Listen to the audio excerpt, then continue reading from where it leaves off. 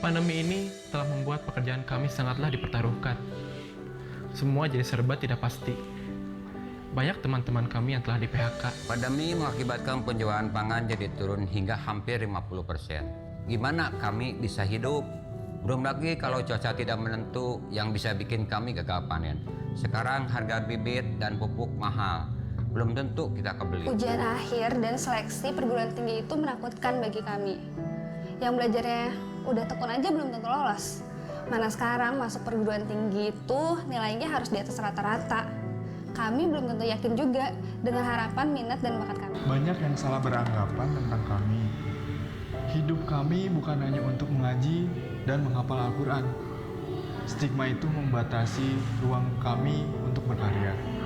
Apalagi stigma negatif bahwa kami tidak peduli akan bangsa Indonesia. Kami berhadapan dengan kondisi yang tidak pasti. Entah kapan pandemi ini akan selesai. Banyak dari kami yang berusaha kesulitan karena adanya pembatasan sosial. Kondisi pandemi sekarang banyak musisi yang emang bener-bener nggak manggung, nggak ada pendapatan. Di situ juga ada tim produksi yang mendukung artis-artis musisi itu sendiri yang bener-bener ya merasakan dampak ini gitu. Sebagai tenaga pendidik Indonesia, saya masih merasa ada kesenjangan di antara kami para guru. Dari mulai kesenjangan kompetensi sampai dengan kesenjangan kesejahteraan. Masih juga terdengar isu-isu tentang ketimpangan pendistribusian guru dan juga kecilnya gaji guru honorer. Kapan ya kami bisa sejahtera? Masih awamnya masyarakat dalam melayani, menghadapi atau menyikapi keberadaan anak-anak difabel. Serta masih minimnya fasilitas publik yang ramah difabel, sulitnya mendapatkan pekerjaan bagi teman-teman difabel. Dan yang terakhir, masih sulit juga untuk teman-teman difabel dalam mengenyang pendidikan dari sekolah hingga perguruan tinggi.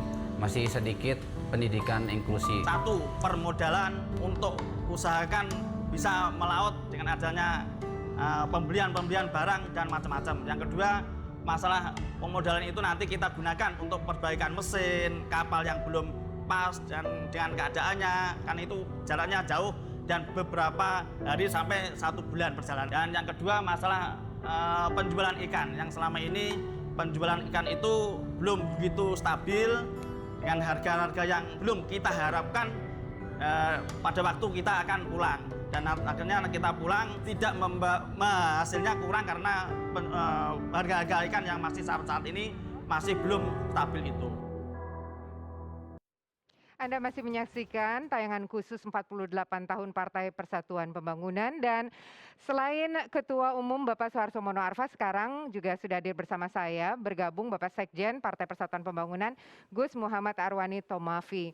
Ini akrab disapa dengan Gus Sekjen. Assalamualaikum Gus Sekjen. Nah, kita sudah mendengar tadi suara aspirasi dari kalangan muda.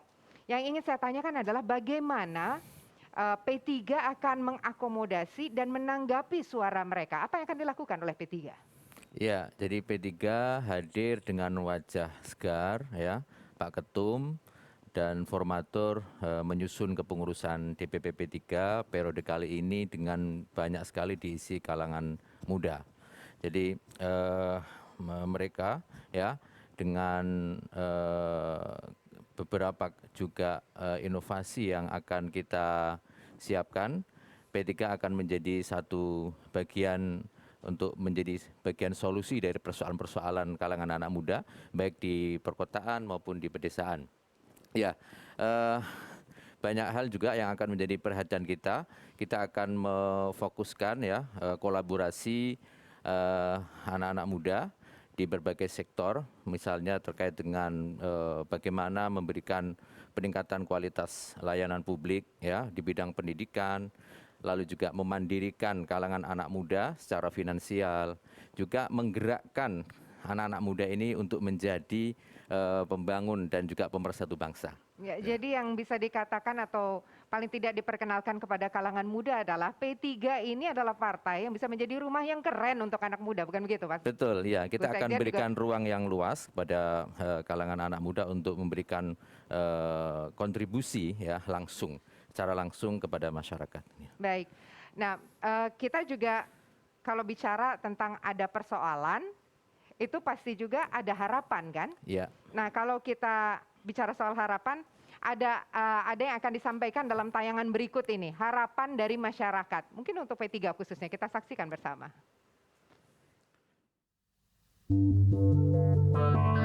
Kami hanyalah butuh kepastian untuk keberlangsungan hidup kami, upah yang cukup untuk hidup sejahtera, jaminan sosial, jaminan hari tua, jaminan kesehatan, dan tidak lagi PHK massal dan sepihak.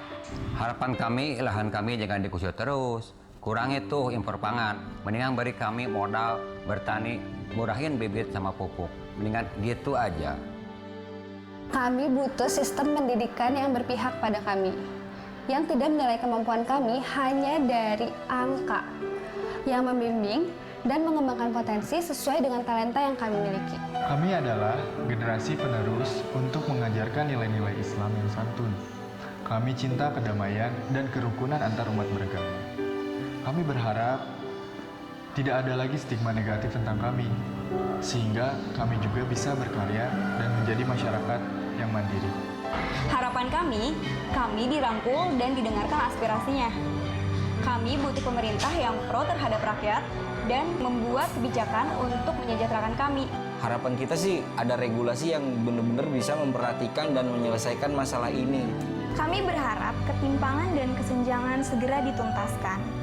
Guru-guru di Indonesia memiliki kompetensi yang sesuai standar dan kesejahteraan yang merata. Karena mencerdaskan anak bangsa merupakan usaha kolektif kita semua. Harapan kami ke depan tidak ada perbedaan, kami hanya ingin disamakan. Kami tak mengharapkan suatu belas kasihan dan kami hanya butuh kesempatan. Dengan adanya kesempatan itu kami mampu hidup mandiri dan berkontribusi sebagai warga negara Indonesia. Terima kasih. Kedepannya saya mohon kepada instansi yang berkait dalam hal ini satu perizinan, tolong dipermudah lagi, bukannya sampai saat ini belum mudah, tapi tolong kedepannya ya lebih dimudahkan lagi. Dan yang kedua masalah modal itu kita semua nelayan memohon segera diperhatikan dan segera realisasi supaya kita benar-benar nelayan membutuhkan.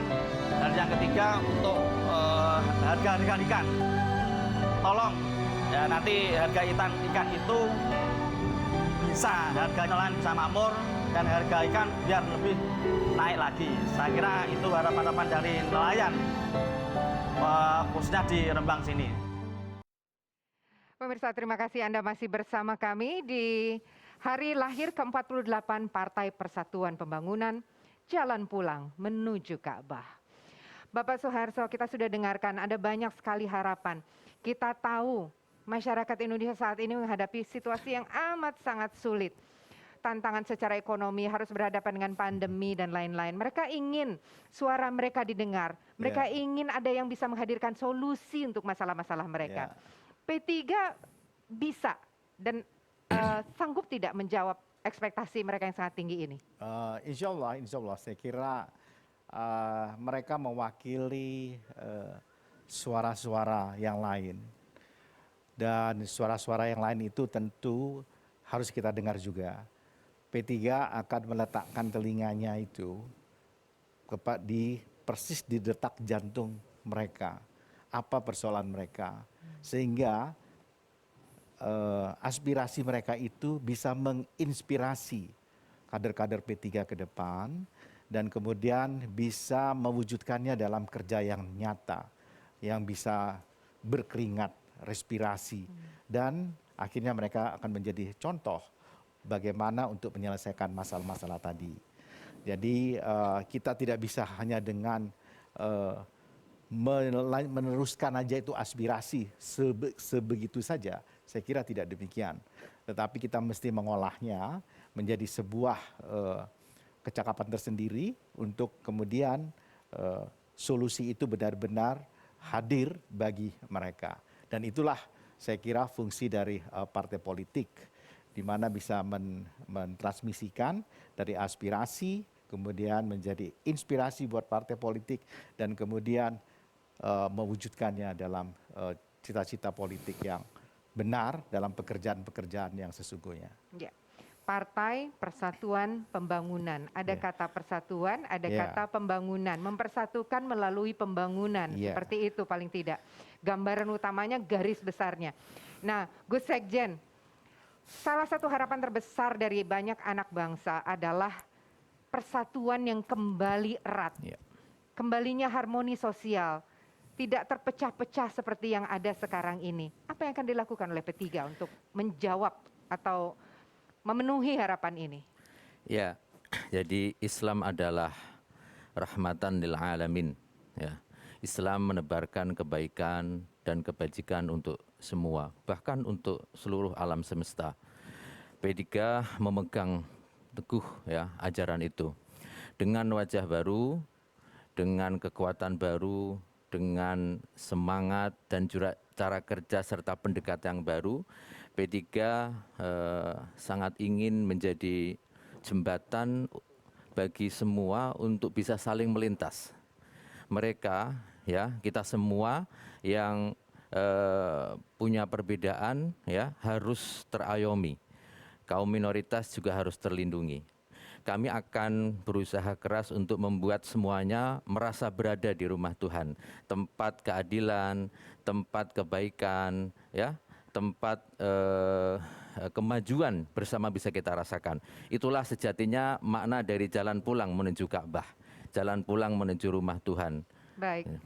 Seperti apa yang disampaikan oleh Bapak Soeharto, inilah jawaban atas persoalan masyarakat Indonesia, yaitu kepengurusan baru Partai Persatuan Pembangunan.